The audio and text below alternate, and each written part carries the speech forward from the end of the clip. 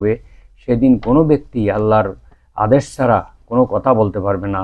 ফামিনহুম শাকিয়ুন ওয়া সাঈদ, তাদের মধ্যে কেউ কেউ হবে দুর্ভাগা এবং কেউ কেউ হবে ভাগ্যবান। যারা দুর্ভাগা হবে তারা জাহান্নামের অধিবাসী হবে, আর যারা ভাগ্যবান হবে তারা জান্নাতের অধিবাসী হবে। সূরা হুদের 105 নম্বর আয়াত এটি। এখন মালিক আল্লাহ তাআলাকে মালিক ইয়াউমিদ্দিন বলেছে, তাহলে দেখা যাচ্ছে যে পবিত্র কোরআনের অসংখ্য আয়াতে তিনি তার মালিকানার কথা বান্দাদেরকে স্মরণ করিয়ে দিয়েছেন। যেমন সূরা মুলকের প্রথম আয়াতে বলা হয়েছে, তাবারাকাল্লাযী বিয়াদিহিল মুলকু ওয়া হুয়া আলা কুল্লি শাইইন কাদির। মহা বরকতময় কল্যাণময় সেই সত্তা আল্লাহ, যার হাতে রয়েছে সমস্ত পৃথিবীর মালিকানা। ওয়া হুয়া আলা কুল্লি শাইইন কাদির, তিনি সকল কিছুর উপরে সর্বশক্তিমান। এভাবে কোরআনের আরও বিভিন্ন আয়াত আছে, লাহু মুলকুস সামাওয়াতি ওয়াল আরদ, আকাশসমূহ এবং জমিনের যাবতীয় মালিকানা আল্লাহর উপর। লিল্লাহি মুলকুস সামাওয়াতি ওয়াল আরদ, আল্লাহর জন্যই মালিকানা সকল আকাশ এবং জমিন এবং এর মধ্যবর্তী সব কিছু।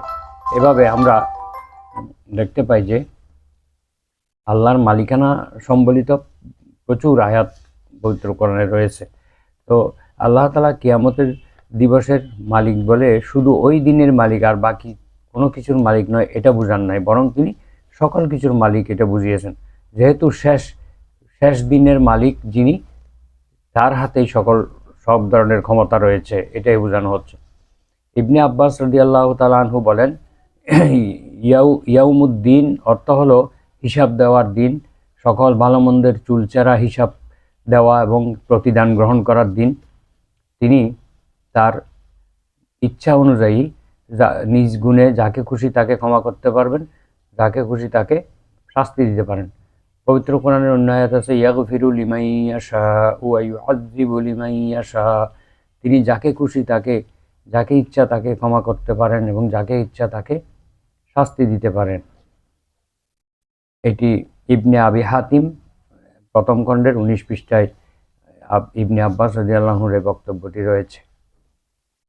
মহান আল্লাহ তাআলা কোরআনের মধ্যে আরও বলেন যে তিনি যে মালিক সে সম্পর্কে, হুয়াল্লাহুল্লাযী লা ইলাহা ইল্লাহু, তিনি সেই আল্লাহ যিনি ছাড়া আর কোনো উপাস্য নেই, সত্যিকারের কোনো মাবুদ নেই।